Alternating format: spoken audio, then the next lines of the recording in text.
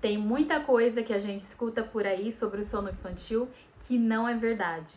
Hoje eu vou te falar sobre 6 mitos do sono infantil que mais atrapalham do que ajudam. Olá, meu povo, tudo bem com vocês? O meu nome é Ariane Gadioli, eu sou terapeuta do sono familiar e, por favor, já dá um like nesse vídeo e se inscreve no meu canal. Dos mesmos criadores do Aproveite para dormir agora, porque se não dormir agora, depois com o bebê vai ficar difícil, hein?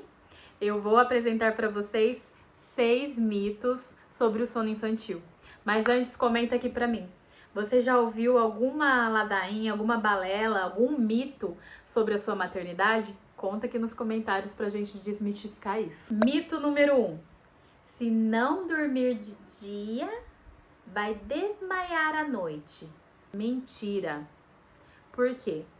Durante o dia, o cortisol do bebê, que é o hormônio do estresse, ele vai acumulando, vai acumulando, vai acumulando. Entenda você que o bebê é como um potinho que vai enchendo de cortisol, vai enchendo de cortisol. Quando esse cortisol tá no topo, o que ele precisa para baixar? Ele precisa do sono de qualidade, ele precisa dormir, ele precisa relaxar. E aí esse potinho de cortisol esvazia e fica pronto para um próximo bloco de tempo acordado, que ele vai continuar enchendo esse potinho do cortisol. Pense você que se o potinho do cortisol tá cheio, ele não consegue colocar nada mais lá dentro.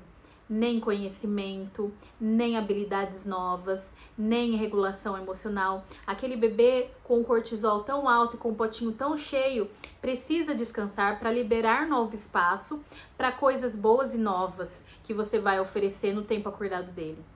Se aquele bebê durante o dia tá com aquele potinho cheio de cortisol e não teve um momento, uma hora de soneca, que a gente recomenda que seja até os 5 anos de idade mais ou menos, nem que seja 20 minutinhos, ou simplesmente ir para um quarto escuro para ter um tempinho para sossegar a cabecinha e tranquilizar, essa criança, né, sem esse momento de descanso durante o dia, vai ficar com esse potinho de cortisol muito alto e não vai dar espaço para nada além disso, para nada mesmo, não vai conseguir se regular.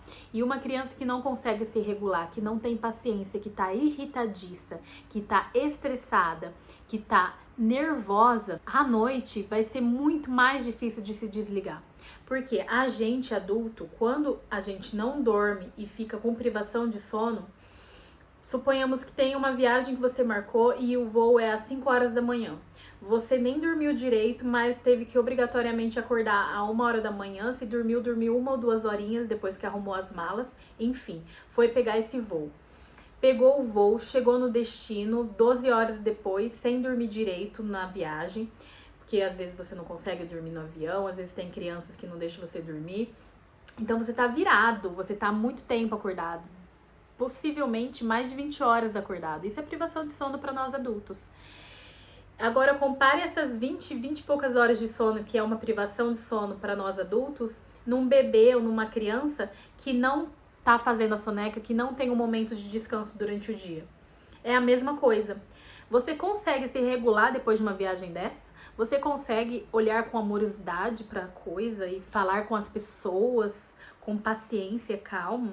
Uma birra do seu filho depois de uma viagem dessa, você consegue agachar no chão, abraçá-lo e mostrar que a vida é bela? Eu acredito que não.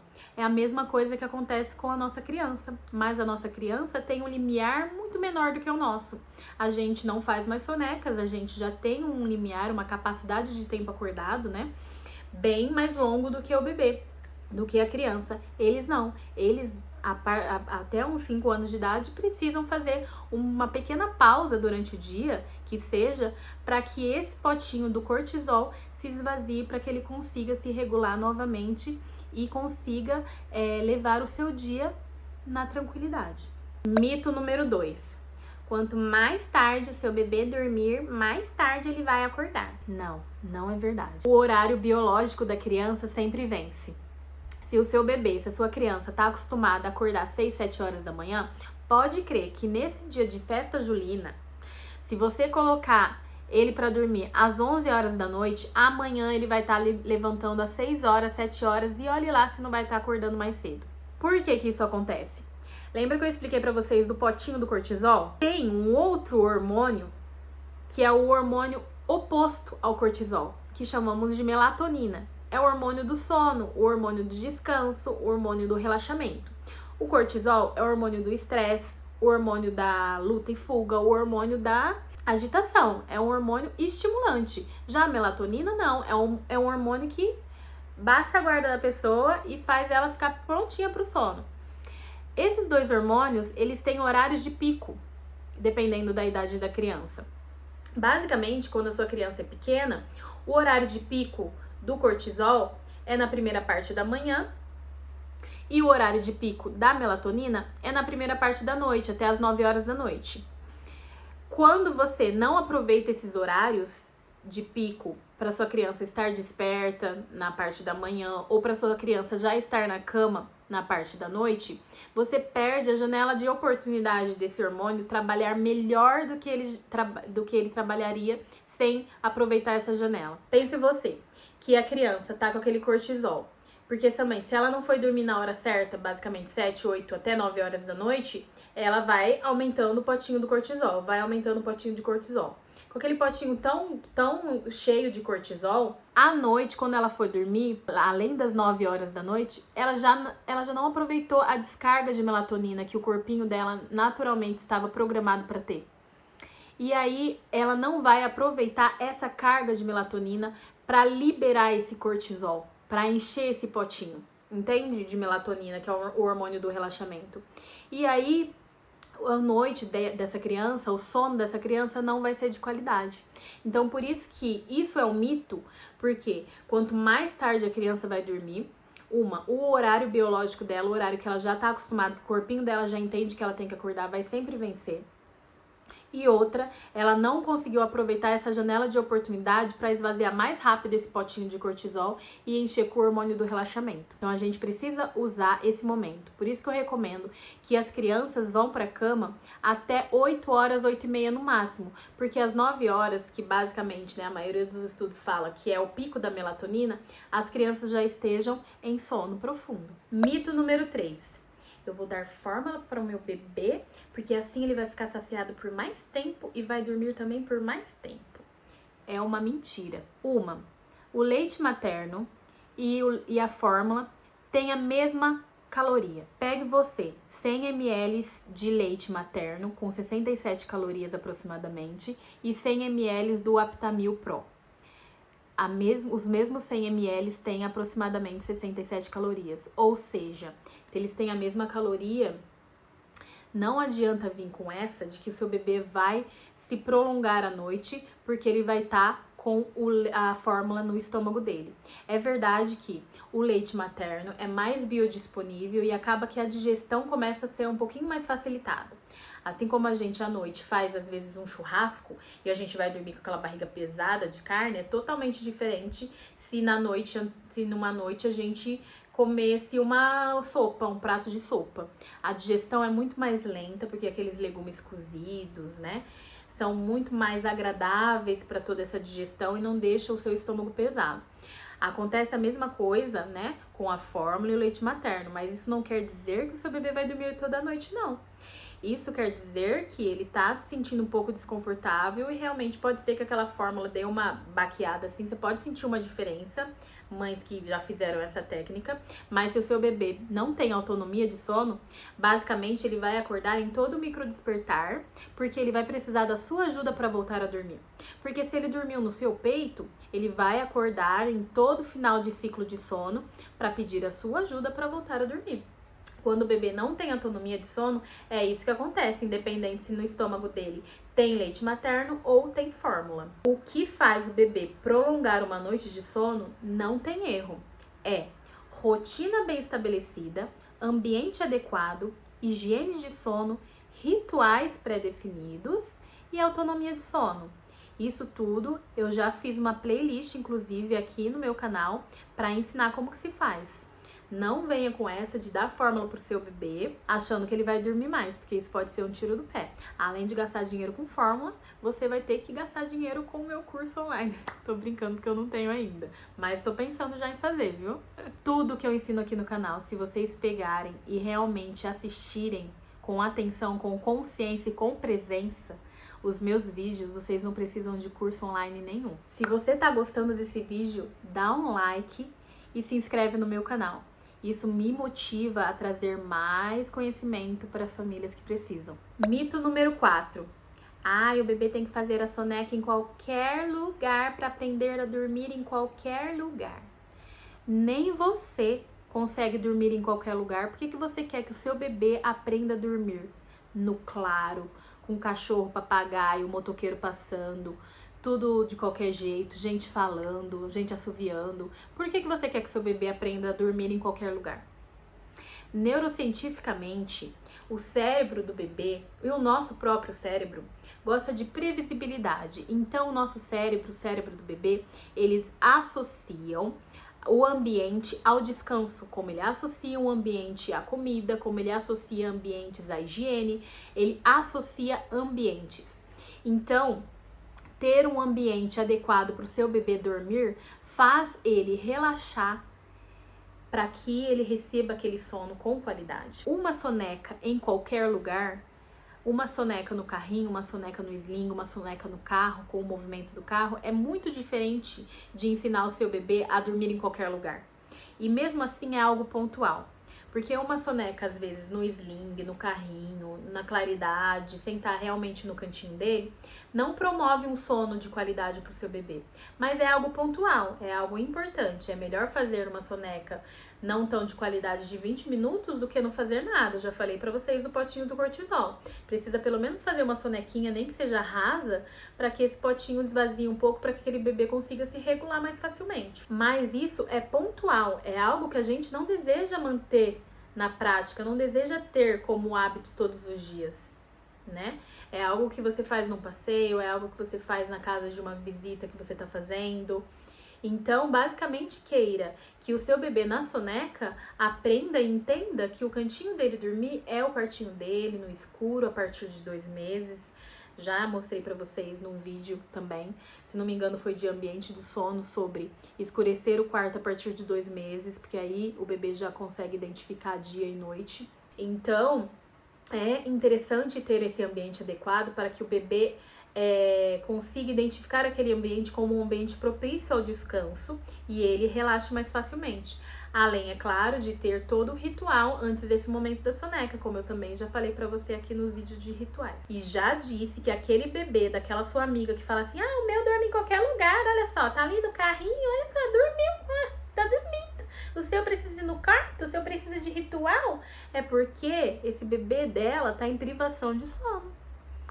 Ela não percebe o mal que ela está fazendo pro bebê dela, que bebê em privação de sono não tem um sono regenerador e de qualidade. Isso é uma pena, porque é a ignorância da própria pessoa que faz mal para toda a família e faz mal pro bebê dela. Muitas vezes ela não faz isso de maldade, com certeza não faz isso de maldade, mas a gente que sabe sobre o conhecimento e a gente que busca o conhecimento e quer o melhor para nossa família, a gente senta na cadeira, liga o YouTube no canal da Ariane e começa a aprender mais sobre neurociência do sono infantil, para o bem da sua família, para o bem do desenvolvimento da sua criança. Mito número 5. Se deixar chorando, aprende a dormir sozinho. É verdade. Se deixar chorando, ele dorme sozinho, mas ele aprende que ninguém está aí para ele, que ninguém vem para socorrê-lo, que ele não pode contar com ninguém e muito menos com você. Ele aprende a dormir com medo, com ansiedade, com angústia, com desespero e apego inseguro. Primeiramente, ele vai dormir de exaustão. Nas primeiras tentativas que uma pessoa faz o bebê dormir depois de muito choro, ele vai dormir de exaustão. Ele vai dormir porque o potinho do cortisol dele transbordou e o cérebro dele fez assim, pum, para ele não ter um piripaque. Imagina o desespero, a angústia, a ansiedade desse bebê. Imagina você precisando de alguma coisa que você só consegue dormir com aquela coisa e você vê que você tá sozinha nesse mundo. Mas assim, a gente é adulta, a gente se imagina e até pensa assim, tá bom, pra mim tá bom, seria tudo bem. Não, o seu bebê, ele tá ali naquele mundo descobrindo se você vai voltar, descobrindo que momento que você tá, ele tá passando, ele nem passou às vezes pela ansiedade de separação, ele não sabe nem que ele é uma pessoa diferente de você. Como que você vai fazer isso com o seu filho? De deixar ele chorando? A princípio ele vai dormir por exaustão, porque o cérebro dele vai desligar pro bem dele. E depois ele vai dormir porque ele sabe que não pode contar com você. E isso a longo prazo gera uma criança insegura, gera uma criança com baixa capacidade de regulação emocional, gera uma criança irritadiça, desconfiada, gera uma criança, gera um adolescente, gera um adulto. Tudo que a gente faz com o nosso bebê até os 2, 3 anos de idade é basicamente muita coisa que ele vai levar para a vida adulta. Você está moldando um caráter, você está moldando uma vida, você está moldando um jeito de ser desse adulto que você vai formar. Então, deixar chorando no berço só vai trazer para ele insegurança por toda a vida. Sono infantil, ensinar sobre o sono infantil e autonomia é muito mais do que proporcionar para a mãe, para os pais, um bebê que dorme a noite inteira. Para mim, ensinar sono infantil para as famílias é um método, é um ensinamento de presença, de consciência, não de abandono com aquela criança. Mais do que fazer o seu bebê dormir a noite inteira e você ter paz, é você saber que aquele bebê, ele confia em você. Ele sente que pode confiar, que pode acreditar em você, nos cuidadores. Ele sente que se ele tiver um desconforto, se ele tiver alguma coisa que precise da sua ajuda, você vai estar lá para ajudar. Para mim, ensinar o sono infantil é isso, a autonomia de sono é isso. Não é simplesmente deixar o bebê dormir para você ter finalmente 12 horas de sono. É você ensinar isso com presença e mostrando que você tá lá para ele. Para que ele a longo prazo, na vida dele toda, até na forma adulta, ele consiga regular as suas próprias emoções e confie nas pessoas. E o mito número 6 é: vai passar, com o tempo ele vai dormir melhor. Mentira. Com o tempo, simplesmente vira um padrão de maus hábitos. Eu já vi famílias com crianças de 6 anos que despertam à noite. Às vezes não é, claro, 5 vezes, 6 vezes à noite, como um bebê pequenininho é capaz de fazer. Por quê? Porque o ciclo de sono, como eu já falei pra vocês no primeiro vídeo desse canal, ele varia de acordo com a idade. Então, uma criança de 6 anos tem um ciclo de sono um pouco maior, né? Já um bebê novinho tem um ciclo de sono menor. Então, a cada ciclo de sono finalizado, ele desperta. A cada ciclo de sono, ele desperta. Cada ciclo de sono, ele desperta. Não necessariamente desperta, mas tem um breve despertar. Se aquele bebê, se aquela criança não sabe voltar a dormir sozinha, ela vai pedir a sua ajuda. Então, uma criança de 6 anos, basicamente, tem um ciclo de sono igual ao do adulto, de 90 minutos. É bem provável que depois que passa esse primeiro bloco da noite, né? Se a criança vai dormir às 9 horas da noite até meia-noite, ok. É um sono pesado, é aquele sono, né, cansado do dia. Mas depois você vai perceber que ele pode sim despertar umas 2, 3 vezes na noite, na madrugada. E isso pra mim não é melhora, não. Pra mim isso não é vantagem. Você levar uma infância inteira, sendo que você poderia já desde o comecinho, né, ensinar a autonomia de sono para sua criança, para o seu bebê, porque você vai achar que vai melhorar, porque alguém falou para você que melhora. Não melhora. Uma criança de 6 anos eu já vi é capaz de acordar 2, 3 vezes à noite e vir andando com as próprias pernas, abrir a porta do seu quarto e se enfiar na sua cama com seu marido. E aí você amanhã acorda toda travada, porque você percebe que aquela criança chegou da noite que você nem viu, porque você estava tão cansado que você nem acordou. Quando o bebê tá no berço, ele chora, você vai lá, ajuda e tal. Mas quando ele tá com 6 anos, ele tem muito mais autonomia. E não é de sono, não. É autonomia mesmo de sair andando pra sua cama na madrugada. Já vi também um caso de uma menina de 12 anos que dormia com a própria mãe. Até 12, 14 anos. E não é porque a mãe queria, não, viu? É porque tinha o hábito, o padrão, né, de maus hábitos de dormir com a mãe na cama. E não conseguia dormir no próprio quarto. A mãe não gostava. Tem pais que ressignificam isso, que conseguem entender que isso é uma forma de aconchego, uma forma de vínculo. Mas assim como a livre demanda, né, que eu falei no vídeo passado, a gente pode oferecer outras formas de conforto, outras formas de amor para nossa criança se regular de várias formas diferentes, que não o peito, que não a cama, né? Se você não quer isso, se você quer, tá tudo bem. E essa parte aqui nem é pra você. Mas se você não quer, se você tá acordando toda travada, porque aquela sua criança tá deitada com você até os 12 anos de idade, alguma coisa você tem que fazer, porque não melhora.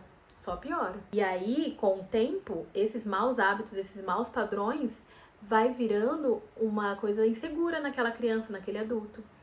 Eu conheço pessoas que até hoje, com 20, 30 e poucos anos, tem medo de dormir no escuro, tem medo de dormir sozinho, saiu da casa dos pais, saiu da cama compartilhada com a mãe, mas se o marido viaja, se o marido precisa viajar por uma semana, se aquela pessoa fica sozinha dormindo a noite em casa, não é por medo da vizinhança, dos ladrões, é por medo intrínseco do escuro, de dormir sozinho, de estar sozinho, é aquela insegurança que a gente leva pra vida adulta. E uma coisa que eu não quero pros meus filhos é medo desnecessário, de coisas que não existe medo, que não deve existir medo.